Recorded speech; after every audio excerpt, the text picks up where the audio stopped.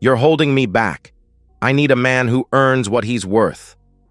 The words slice through me like a serrated blade, messy and jagged.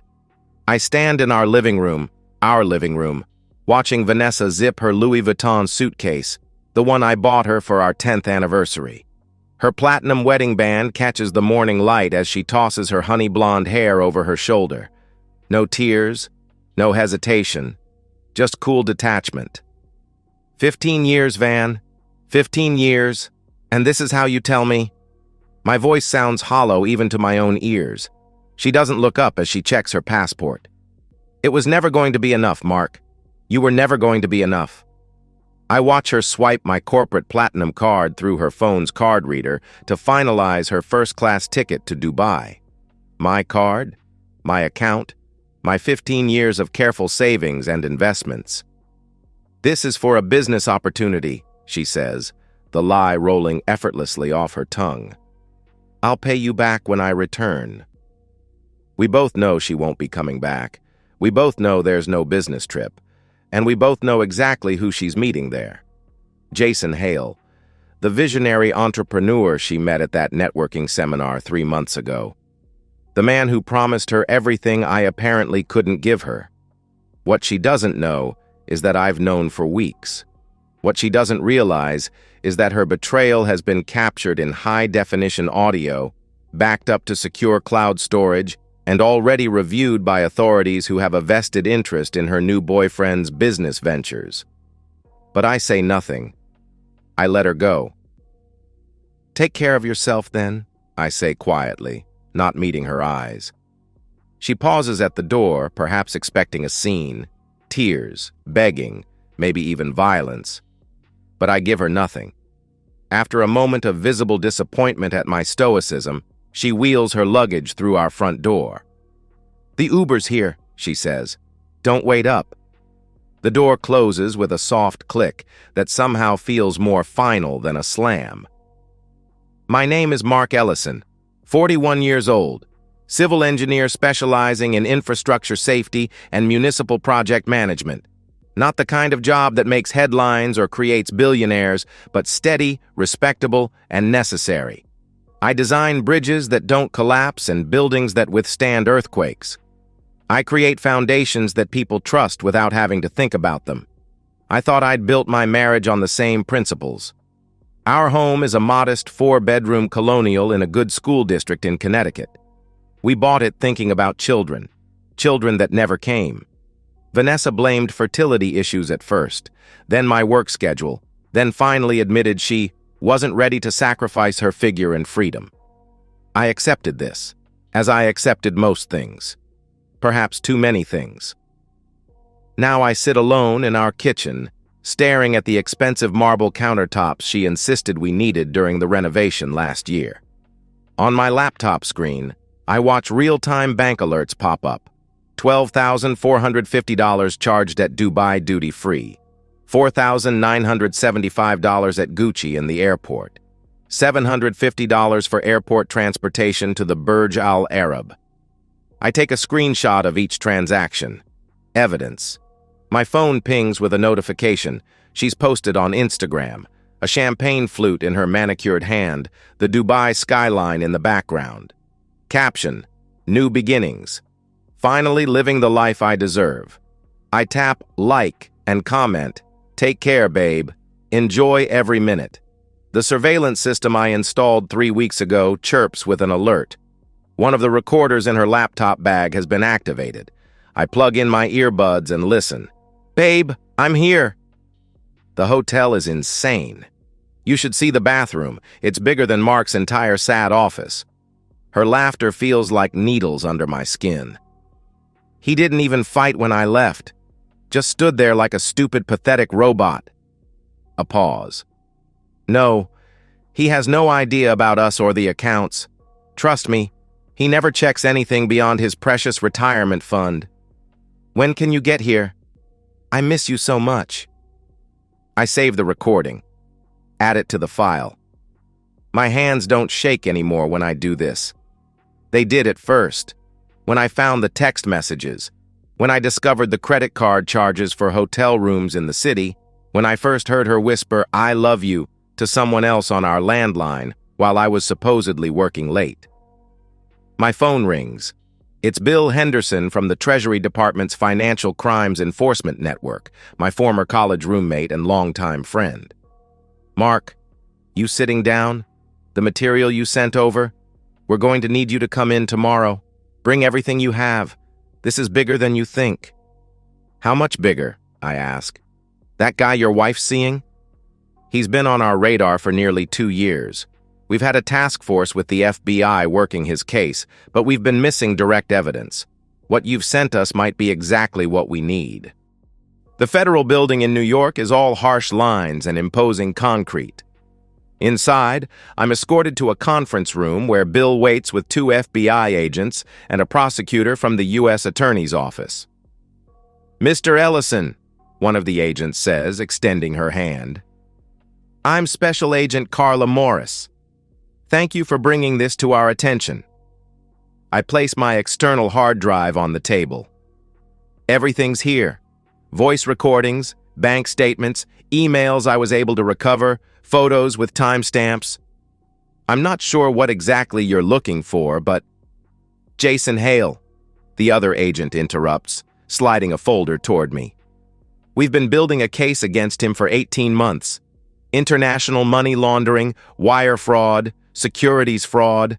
Conservative estimate puts his operation at around $40 million moving through shell companies in Dubai, Singapore, and the Cayman Islands." I open the folder. Jason's photograph stares back at me, tanned, confident, with perfectly capped teeth and slicked-back dark hair. Next to his picture is a complex flowchart of companies and transactions. "What we've lacked," Agent Morris continues, "is concrete evidence linking him directly to the operations. He's careful, uses intermediaries, encrypted communications, keeps his hands clean." Bill leans forward. "Until your wife." The prosecutor, a stern woman with steel-gray hair, speaks for the first time. "Your recordings capture him explicitly discussing moving funds offshore to avoid taxation. He mentions specific accounts, transfer methods, even contacts at the banks. It's the smoking gun we've been waiting for." "And what about Vanessa?" I ask, my voice surprisingly steady. "My wife?" The agents exchange looks. "Based on what we've heard, she's implicated as well. Aiding and abetting, conspiracy to commit fraud, potentially identity theft given her use of your corporate accounts without authorization." "Let me be clear about the credit card," I say. "Our agreement was always that my corporate card was strictly for my business expenses only. My company requires signed documentation for any authorized users, which I never provided for her. I have emails where she acknowledges this policy, and the card was used exclusively for her Dubai trip with Hale. No legitimate business purpose whatsoever." Agent Morris nods. "That's helpful. Corporate card fraud is straightforward to prosecute because of the clear paper trail and explicit company policies." A curious numbness spreads through me. Not satisfaction, not yet. Just a cold, clinical awareness of what's about to happen. "What do you need from me?" I ask. "Keep acting normal. Don't confront her, don't alert her. Let her and Hale think everything is proceeding as planned. They're scheduled to return separately. She'll land at JFK on the 27th. He follows the next morning. We'll have teams waiting for both of them." "And in return?" The prosecutor slides a document across the table. "Full immunity for any peripheral involvement, though from what we can tell you're strictly a victim here. Potential for restitution of stolen funds, and our assistance with any civil proceedings you wish to pursue afterward." I sign without hesitation. 5 years earlier. "You know what I love about you, Mark?" Vanessa's head rests on my chest as we lie in a hammock at her parents' lake house. The summer air is thick with the scent of barbecue and sunscreen. "You're solid. While everyone else is chasing trends and burning out, you're building something real." I kiss the top of her head. "Is solid enough, though? Sometimes I wonder if you get bored with me." She props herself up, forcing me to look into her eyes. Don't be ridiculous. Jason from my yoga class drives a Maserati and can't shut up about his crypto investments, but you know what? His wife told me he's on anxiety medication and sleeping pills. He's miserable. She traces my jawline with her finger. I'd take your steady happiness over his flashy misery any day. I believe her then. I want to believe her. Later that night, we make love slowly, deliberately. Afterward, she whispers, "Promise we'll always be honest with each other." "I promise," I say. "No secrets between us." 3 years earlier. "I don't understand why we can't afford this," Vanessa says, pacing our kitchen. The brochure for the luxury Maldives resort sits on the counter between us. $25,000 for 2 weeks isn't unreasonable for our anniversary. I try to explain again. It's not that we can't technically afford it. It's that it's fiscally irresponsible when we're trying to max out our retirement contributions and save for potential fertility treatments. God, you're so boring sometimes. She slams her hand on the counter. It's always the future with you. What about now? What about living? I feel the first twinge of something, not quite suspicion, but unease. "Van, we went to France last year. We're not exactly living like hermits. Emily and Robert are going to the Maldives, and the Hendersons went last month." "We're not them," I say quietly. "We make different choices." Later, I overhear her on the phone. "He just doesn't get it. I feel like I'm suffocating sometimes. No, of course I love him, but..." I walk away before I can hear more, telling myself it's just frustration talking. For 2 weeks, I perform the role of abandoned husband perfectly. I post vague, slightly melancholy status updates. I tell colleagues my wife is on a business trip. I even send her text messages asking how her meetings are going. Meanwhile, I watch through social media as she lives her fantasy life. Yacht parties, desert safaris, shopping sprees at designer boutiques in Dubai Mall. In almost every picture, Jason lurks in the background, his arm possessively around her waist, his ostentatious watch gleaming in the Middle Eastern sun. Every night I download her new posts, extract the location data, and forward them to Agent Morris. Every morning I wake up to new alerts about charges on my accounts. The surveillance devices continue to transmit when activated. I hear them planning their future. "Once everything's transferred, we'll close out the American accounts. Your husband won't be able to trace anything." "What about the house? It's in both our names." "Sell it. Take your half. He'll never know about the offshore accounts." I feel a little bad about the retirement fund. He's been saving since before we met. "Babe, he's a loser who wasted your best years. Consider this compensation." I forward it all. Every damning word. On the night before her return, I receive a call from Agent Morris. "We're all set for tomorrow. Customs will detain her immediately. Same for Hale the following day. You should prepare yourself.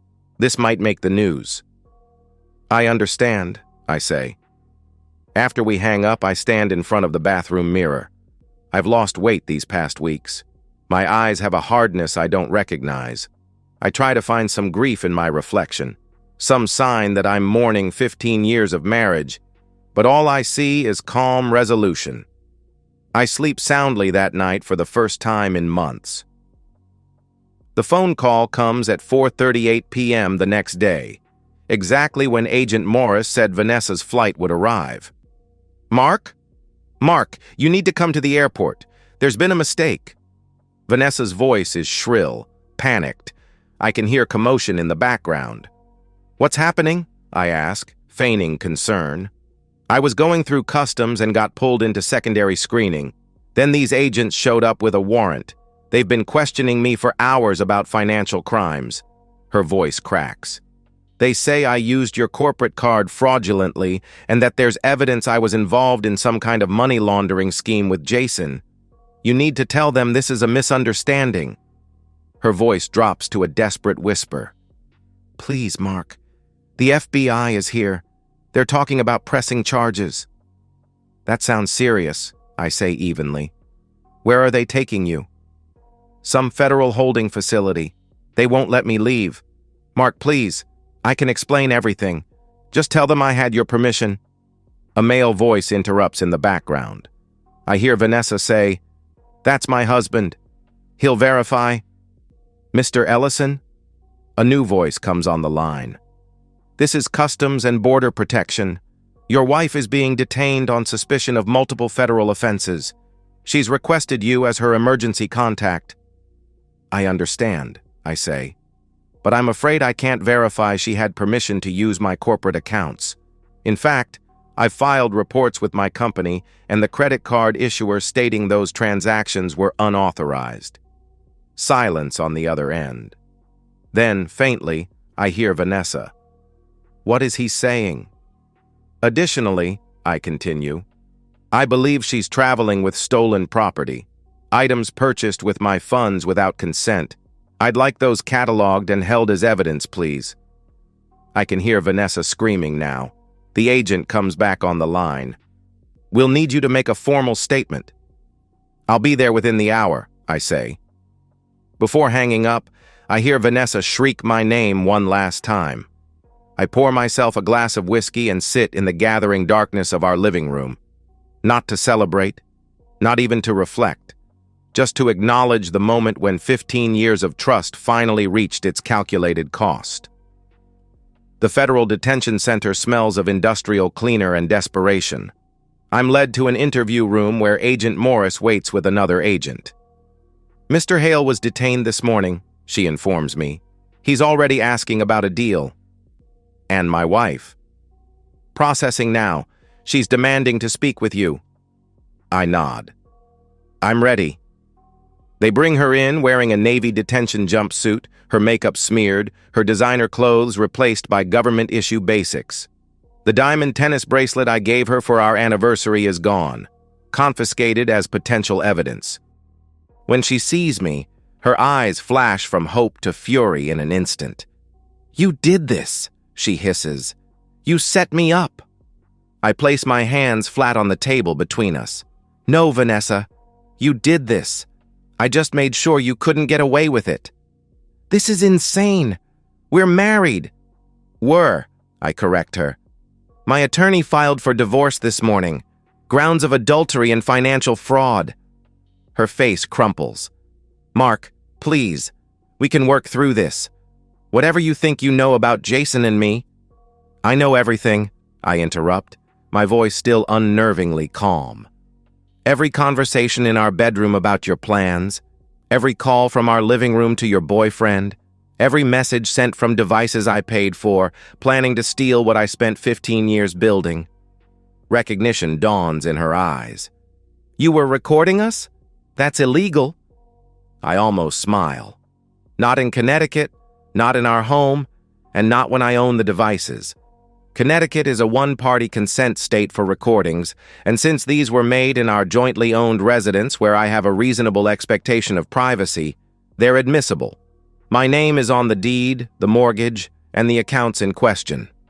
And as my lawyer confirmed before I installed anything, I had reasonable suspicion of criminal activity occurring in my own residence." I slide a folder across the table. "Here's the legal opinion letter my attorney prepared before I began gathering evidence. The federal prosecutor has already reviewed and confirmed the admissibility of everything I collected." She tries a different approach, tears welling in her eyes. 15 years, Mark. Don't throw it away over one mistake." "One mistake?" "You were systematically draining our accounts. You were planning to sell our house from under me. You were calculating how to maximize what you could take." I lean forward. "You said I wasn't worth anything, but turns out, I'm the reason you'll be sleeping on concrete for the next 10 years. Her mask slips completely. "You pathetic, vindictive bastard! You think anyone will want you after this? You think ruining my life will make yours better?" I stand, straightening my jacket. "The difference between us, Vanessa, is that I never needed someone else to make me feel valuable. You might want to start figuring that out during your time inside." As I turn to leave, she calls after me. "I'll fight this." Jason has powerful connections. At the door, I pause. Jason will be lucky to avoid 20 years. His wife found out about you, by the way. She's already filed for divorce and full custody. His accounts are frozen. His powerful connections are currently making deals to testify against him. I can't help adding, those offshore accounts you two planned, they're being seized as we speak. Even your little shopping spree in Dubai is being cataloged for restitution. Her face goes completely white. Goodbye, Vanessa. The divorce proceedings begin immediately, but take 11 months to finalize due to Vanessa's attempts to delay from detention. My attorney files for an emergency court order freezing our joint assets based on the federal indictment, which the judge grants within days. With her assets frozen and facing mounting legal bills, Vanessa eventually agrees to an uncontested divorce. The judge is unsympathetic to her claims of entitlement to our marital assets, especially with the documented evidence of her plans to drain accounts. The court finds the defendant's conduct constitutes extraordinary financial misconduct, justifying an unequal distribution of marital property, reads the final judgment. My civil suit for identity theft and embezzlement moves forward in parallel with the federal case, though at a slower pace. Her expensive Dubai purchases are inventoried by the FBI, held as evidence throughout the trial, then surrendered as partial restitution after her conviction. Jason Hale's empire collapses over the course of 6 months as the investigation widens. His other victims come forward, investors he defrauded, partners he betrayed. His wife, a pediatric surgeon with no knowledge of his affairs, financial or romantic, files for divorce within weeks of his arrest and eventually gains full custody of their children. His assets are systematically frozen and seized: the Maserati, the penthouse apartment, the yacht, the offshore accounts. His reputation in business circles is utterly destroyed. 18 months after their arrests, both Vanessa and Jason accept plea deals to avoid longer sentences. She gets 8 years for fraud, conspiracy, and identity theft. He gets 15 for his larger operation. I sell our house. Too many memories, too many recordings of betrayal embedded in its walls. The equity, combined with the judgment from my civil suit, provides enough capital to start fresh. I launch a small real estate development company focused on affordable housing projects. I find satisfaction in building homes for people who appreciate stability and value honest work. The irony isn't lost on me. 2 years later, I sit across from Caroline at a small Italian restaurant. She's a landscape architect I met through a mutual project. Intelligent, direct, and refreshingly straightforward. So that's the whole sordid story, I conclude, having finally shared the details of my marriage's collapse. I understand if it's too much baggage. She takes a thoughtful sip of her wine. That must have been devastating. It was, I acknowledge. But strangely, not in the way I expected. It wasn't losing her that hurt the most. It was realizing that the person I thought I knew never actually existed. What happened with her? Caroline asks. She's still serving her sentence. She writes sometimes, alternating between blaming me and begging for help. I don't respond. I shrug. Life moves on. You don't seem bitter, she observes. I'm not anymore. Bitterness requires continued emotional investment. I'd rather invest in building something new. Caroline studies me for a moment. Most people would have exploded, created a scene. You calculated the most effective response instead. I'm an engineer, I say with a small smile. We solve problems methodically. Later that night, as we walk along the waterfront, she slips her hand into mine. It feels natural, unforced. There are no grand promises, no desperate declarations, just the quiet understanding between two people who value honesty and integrity. I'm not looking for excitement or drama, I tell her. Just peace and something real. She nods. That sounds exactly right to me. In the distance, the lights of the city glitter across the water. I think about foundations, how the strongest ones are often unseen, how they support everything above without demanding attention or praise. I think about the careful calculations that go into building something that lasts. And for the first time in years, I feel myself looking forward rather than back. And that's the end of today's story. If you enjoyed it, please give this video a thumbs up and drop a comment below. Your support helps the algorithm push my content further. If you're new to the channel, don't forget to hit that subscribe button. It really helps me keep creating more stories for you. Thanks for watching, and I'll see you in the next one.